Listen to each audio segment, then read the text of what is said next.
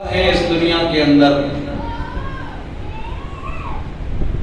یہی وجہ ہے کہ جو دوسرا نظریہ میں نے بتایا ہے اس نظریے کے ماننے والے وہ ساری اہمیت اسی زندگی کو دیتے ہیں.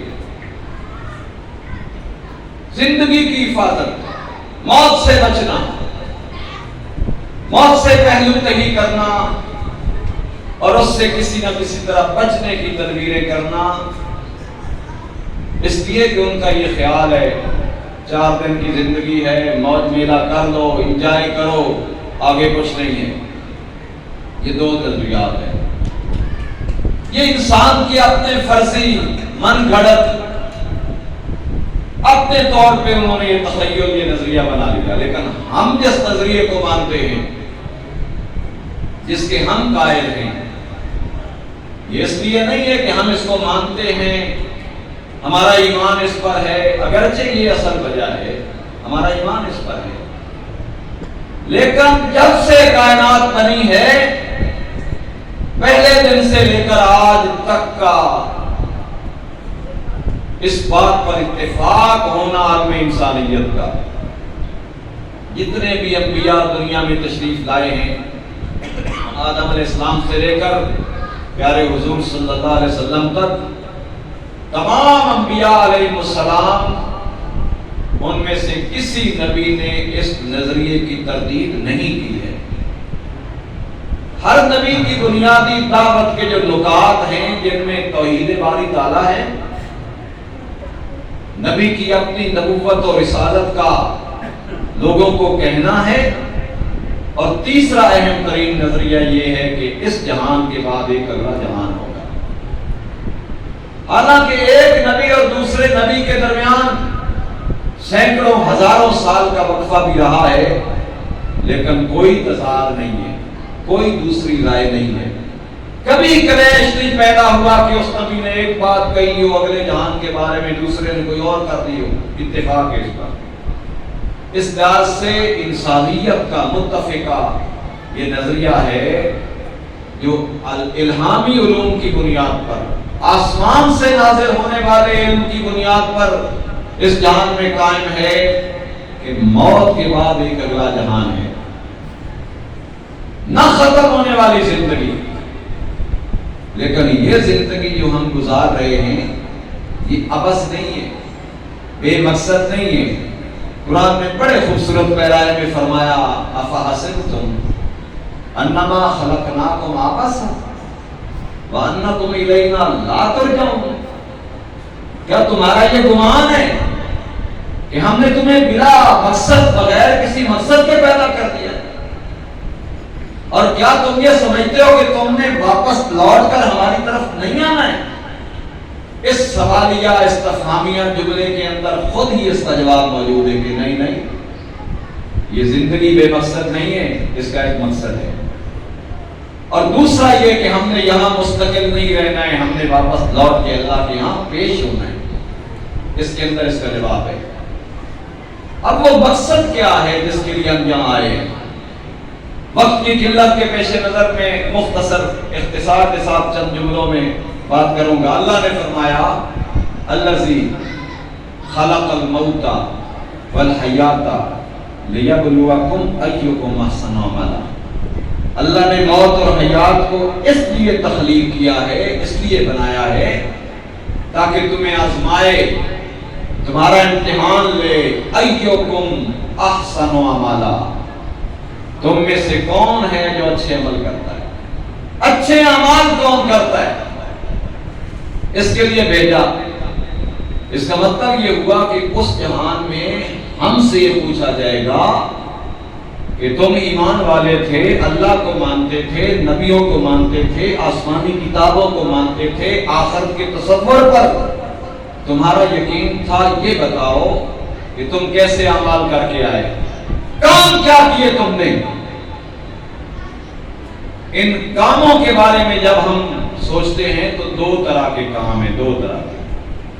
ایمان کے بعد جب ہم ایمان لائے ہیں اللہ کی وحدانیت پر، انبیاء کی رسالت و نبوت پر، پیارے آقا صلی اللہ علیہ وسلم کی ختم نبوت پر، جب ہم ایمان لائے ہیں اور قرآن عظیم الشان کی حقانیت پر، اس کی صداقت پر جب ہم ایمان لا چکے ہیں، تو اس کے بعد ہمارا عمل کیا ہے اس کے بارے میں بات پرس ہوگی.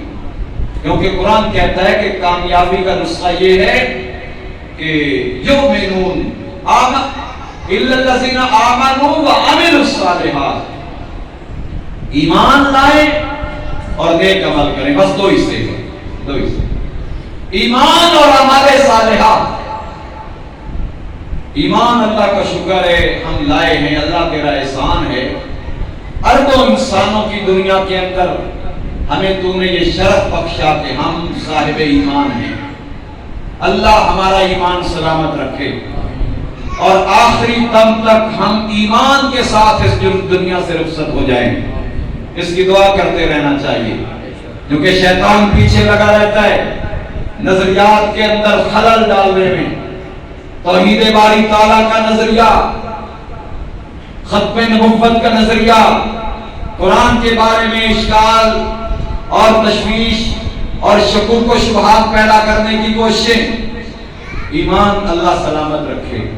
لیکن ایمان تو ہے ہمارے پاس، زمین تو ہے ہمارے پاس ایمان والی. اس کے اندر جو فصل ہم نے کاشت کرنی ہے اس کے بارے میں بات پرس ہوگی ایمان والوں سے.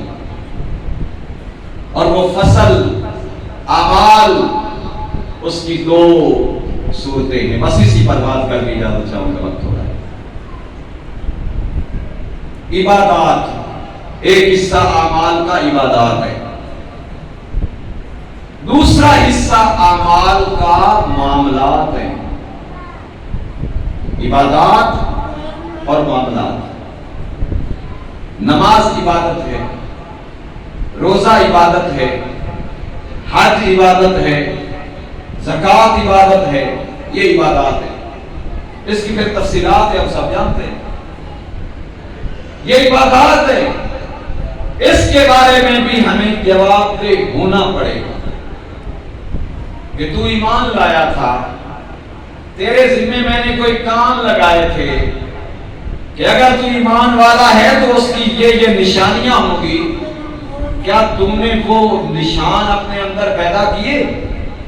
ان میں سے ایک چھوٹی سی بات کر کے اگلا اہم بات اگلی کرنا چاہتا ہوں، پھر بات ختم. صحابہ کرام نے نبی علیہ السلام سے استفسار کیا، سوال کیا، پوچھا یا رسول اللہ صلی اللہ علیہ وسلم، میدان حشر ہوگا، آدم علیہ السلام سے لے کر آپ صلی اللہ علیہ وسلم تک کم و بیش 1,24,000 پیغمبر ہوں گے، ان کی امتیں ہوں گی. یا رسول اللہ آپ ہمیں کیسے پہچانیں گے کہ ہم آپ کے امتی ہیں؟ کیا نشانی ہوگی؟ عبادات کے حوالے سے چھوٹی سی بات کر کے اگلی بات کروں. نبی علیہ السلام نے فرمایا، میرے صحابہ ٹھیک کہتے ہو تم، وہاں لاکھوں کروڑوں اربوں خربوں انسان ہوں گے. تخلیق کائنات سے لے کر قیامت کی صبح تک اس دھرتی پر آنے والے تمام انسان، ایک ضرب لگے گی سب اللہ کے سامنے حاضر ہو جائیں گے. تو وہاں میں اپنی امت کو کیسے پہچانوں گا؟ یہ تمہارا سوال درست ہے، مشہور بات ہے، میں کوئی نئی بات نہیں کرتا، یاد دلانے کے لیے. آپ نے فرمایا میرے صحابہ، میں اپنی امت کو ان کے ہاتھوں، ان کے چہروں، ان کے پاؤں، نماز کے لیے جب تم وضو کرتے ہو تو وضو کا پانی جہاں جہاں لگتا ہے قیامت کے دن میری امت کے لوگوں کے وہ حصے چمک رہے ہوں گے، روشنی ہوگی ان میں.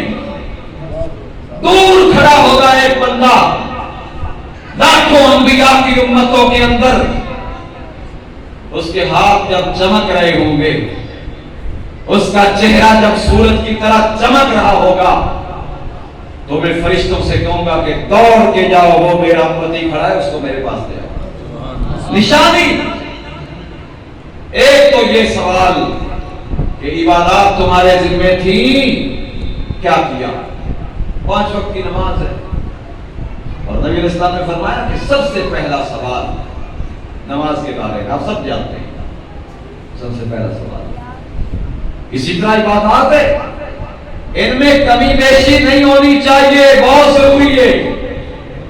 اور میرے محترم خطبہ جمعہ ارشاد فرما رہے تھے، بہت خوبصورت انہوں نے کلام کیا، پورا نقشہ پیش کیا۔ اللہ نے بزرگوں کو صحت عطا فرمائے اور یہ توفیق عطا کیے رکھے کہ اللہ کے دین کی باتیں کرتے رہیں۔ تمام عبادات ضروری ہے، تمام عبادات اگر اللہ توفیق دے تو اس میں کمی بیشی نہیں ہونی چاہیے۔ اس سے پہلے کہ ہم مسجد نہ آ سکیں، ہمیں مسجد آنا چاہیے۔ بہت سارے لوگ گھروں میں پڑے، آپ جانتے ہیں، آواز آتی ہے مسجد سے، حی علی الصلاۃ، دل چاہتا ہے آنے کو لیکن آ نہیں سکتے۔ ایک وقت تھا جب آ سکتے تھے، نہیں آتے تھے۔ آج وقت آ گیا، آنا چاہتے ہیں لیکن آ نہیں سکتے، اب آ نہیں سکتے۔ اس سے پہلے اللہ معاف کرے، اللہ تعالیٰ صحت تندرستی سب کو سلامت رکھے، اس سے پہلے کہ ہماری آنے کی طاقت ہم سے سلب کر دی جائے، مسجد میں آنا چاہیے۔ ایک بات، یہ سجدہ، عبادتیں ساری ایک سے بڑھ کر ایک ہیں۔ نماز سب سے اہم عبادت، اور نماز کے اندر بھی سب سے اہم حصہ سجدہ ہے۔ سجدہ، جب بندہ اپنا سر اللہ کے سامنے اپنی جبین نیاز جھکا دیتا ہے تو اس کے اندر کا سارا تکبر اور اکڑ نکل جاتا ہے۔ اللہ سے کہتا ہے اللہ اکبر، سبحان ربی الاعلی، اللہ تو ہی بڑا، تو ہی اعلی۔ سب سے بہترین حصہ نماز کا سجدہ۔ آپ نے مسجدوں میں دیکھا ہوگا، کرسی پر بیٹھا ہے بزرگ، سجدہ نہیں کر سکتا، نماز پڑھ رہا ہے لیکن سر سجدے میں رکھے، اس سے صلاحیت، طاقت اور قوت سلب کر دی گئی۔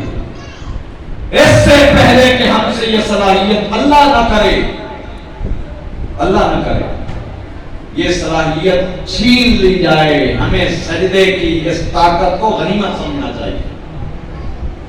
عبادات کے حوالے سے بہت کچھ کہا جا سکتا ہے، میں اسی پر اکتفا کرتا ہوں۔ بہت اہمیت عبادات کی، نبی علیہ السلام نے فرمایا الصلاۃ معراج المؤمن، نماز مومن کی معراج ہے۔ الصلاۃ مفتاح الجنہ، نماز جنت کے دروازے کی چابی ہے۔ الصلاۃ عماد الدین، نماز دین کی عمارت کا ستون ہے۔ من اقامها فقد اقام الدین ومن هدمها فقد هدم الدین، جس نے نماز کے ستون کو قائم کیا اس نے گویا دین کو قائم کر دیا، اور جس نے نماز جیسا ستون گرا دیا، منہدم کر دیا، فقد هدم الدین، اس نے گویا دین کو گرا دیا۔ عبادات